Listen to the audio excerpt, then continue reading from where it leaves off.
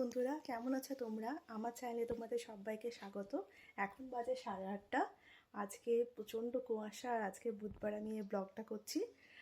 সকালে উঠে আজকে একটু স্নান করে পুজো দিয়ে ঘর গুছিয়ে বিছানা গুছিয়ে এখন এবার চলে যাব রান্নাঘরে। ব্রেকফাস্ট করব, যদি বা চাট একটু আগে আমরা খেয়ে নিয়েছি। তো চলো দেখতে থাকো তোমরা কী করছি। ও আগের থেকে উঠে মাছের ঝোল আর ডিমের ঝোলটা বানিয়ে রেখে দিয়েছিল, যেটা রাতের দিনে খাবো। আর আমি চললাম ব্রেকফাস্টে রেডি করতে। আমি ডিম আলুটা আগের থেকে সেদ্ধ করে রেখে নিয়েছিলাম।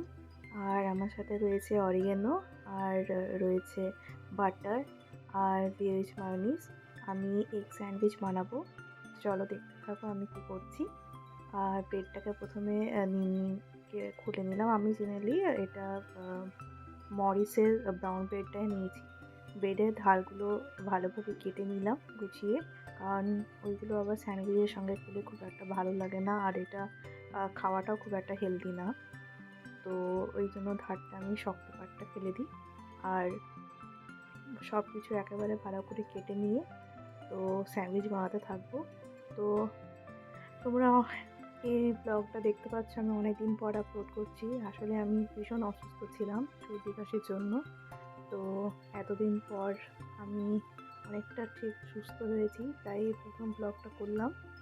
ব্রেডগুলোতে এবার এপিট ওপিট করে আমি একটু বাটার লাগিয়ে দিলাম। সব লাগানো হয়ে গেলে এবার আমি চলে এলাম আমার মেন স্টাফিংটা। এখানে আমি একটু গোলমরিচ, একটু চাট মশলা, একটু বিট নুন, একটু চিনি, একটু মায়োনিজ দিলাম, খুবই অল্প দিয়েছিলাম। দিয়ে এটাকে বেশ ভালো করে মেখে নিলাম ডিম আলু দিয়ে। একটু অরিগেনো ছড়িয়ে দিয়েছিলাম। আর বেশ ভালো করে সুন্দর করে স্মুথলি এটাকে মেখে নিতে হবে। আর আমার এই ব্যাটারটা তৈরি করে নেব, যেটা আমি স্যান্ডউইচের ভেতরে দেবো। এটাই হচ্ছে মেন স্টাফিং। তো এবার আমি প্রত্যেকটা ব্রেডে দেওয়ার জন্য একটা চিজ নিয়ে নিলাম, যেটাকে আমি 3-4-5 ভাগে ভাগ করে নিই।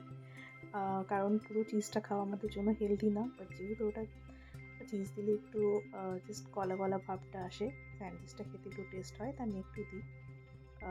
তো আমি ব্রেডগুলোতে এবার আমার ব্যাটারটা লাগিয়ে নিলাম। আর একটা চিজকে ভেঙে টুকরো টুকরো করে চারিদিকে ছড়িয়ে দিলাম। আর একটা ব্রেড ওর মধ্যে স্টাফ করে স্যান্ডউইচের মতো করে ঢাকা দিয়ে দিলাম। আর ঠিক ওপরে আমি আগের থেকে বাটার লাগিয়ে নিয়েছিলাম। এবার আমি চলে যাচ্ছি তাওয়ার মধ্যে একটু গরম করছি।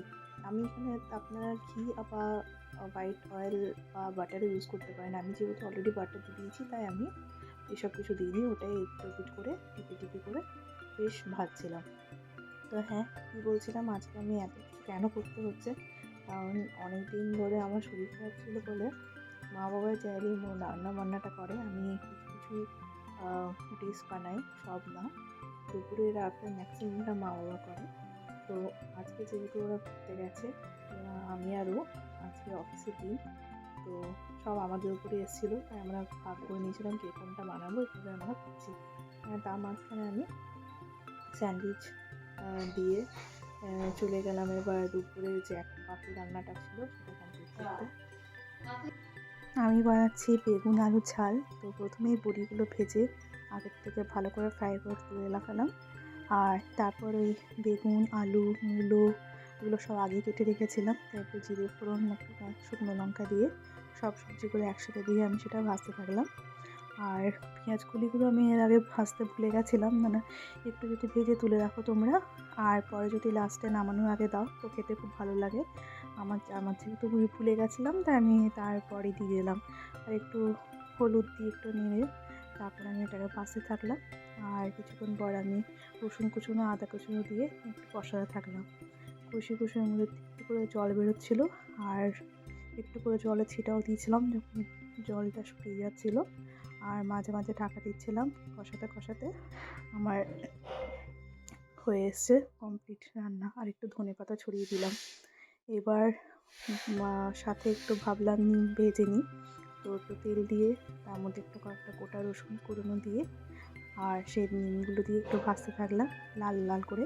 যেটা আমি ভাতের মধ্যে আলু সিদ্ধ দেবো, সেই আলু সিদ্ধের সাথে মেখে নিমটা খেতে খুব ভালো লাগে। আর উচ্ছেটা আজকে বানালাম না, তাই নিমটাই বানালাম। তো ভালো করে লাল লাল লাল লাল করে ভেজে একটু নুন একটু গোলমরিচ দিয়ে দিয়েছিলাম। আর কমপ্লিট করে নামিয়ে রান্নাটা আমার কমপ্লিট হয়ে গেল। ভাতটা আমি ঠিক খাওয়ার 1 ঘন্টা আগে আমরা করব গরম। তো এখানেই ব্লগটা শেষ করছি। আর চলে এসছো তোমরা নেক্সট ব্লগে, তোমরা আরও নতুন নতুন সব কিছু দেখতে পাবে আমি কী কী করি। চলো এখানে শেষ করছি, টাটা।